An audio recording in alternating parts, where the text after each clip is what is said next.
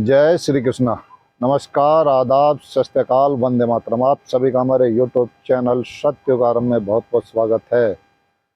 और अभी एक हाथरस में, यूपी के हाथरस में एक कांड हुआ था। अभी एक भोले बाबा नामक एक मार्केट में नए नए बाबा लॉन्च होते रहते हैं। हम किसी पंथ समुदाय, मजहब, मत या रिलीजन के खिलाफ नहीं हैं, अपनी अपनी आस्था।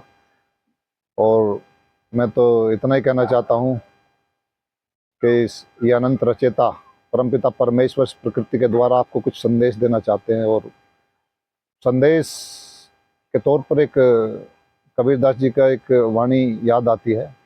उन्होंने कहा भी है, एक राम दशरथ घर डोले, एक राम घट घट में बोले, एक राम का सकल पसारा, एक राम त्रिभुवन से न्यारा। यानी कि एक राम दशरथ घर डोले, दशरथ का बेटा एक राम, ये काया राम है यानी तन राम।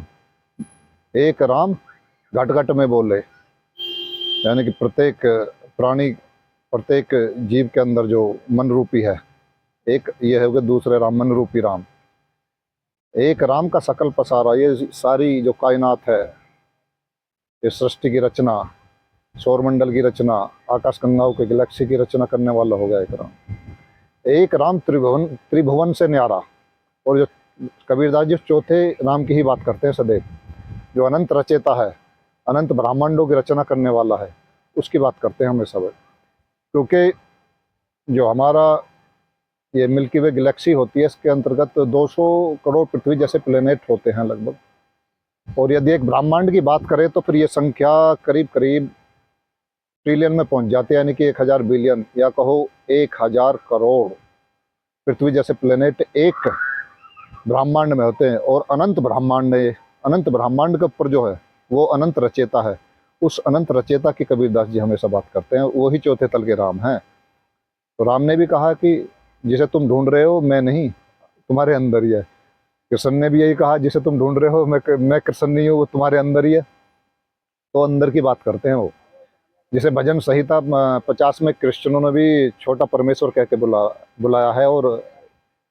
और शिव पुराण गीता प्रेस गोरख में भी भगवान शिव जो कहते हैं वो आत्मदेव कहकर पुकारते हैं वो, यानी कि वो आत्मा को ही कहते हैं। यानी कि जो अनंत रचेता का अंश रूप है वो आत्मा, ये यहीं से आपको यहाँ जाना पड़ेगा, न कि किसी के पीछे। तो सब संकेत दे रहे हैं। और आदि गुरु शंकराचार्य ने भी कहा है कि ये जगत मिथ्या और ब्रह्म सत्य है। अर्थात जगत का मतलब क्या है? ये प्रकृति, जो भी हमें दृष्टिगोचर हो रहा, दिखाई दे रहा, चाहे आपके रिश्ते नाते हो, चाहे भैंस हो, गाय हो, चाहे वृक्ष हो, ये प्रकृति जो भी दृष्टिगोचर है वो जगत है, सृष्टि है, ये मिथ्या है। और ब्रह्म सत्य, ब्रह्म आत्मा के लिए कहा गया। तो उन्होंने भी सारा वहीं के लिए कहा, उस छोटे परमेश्वर के लिए।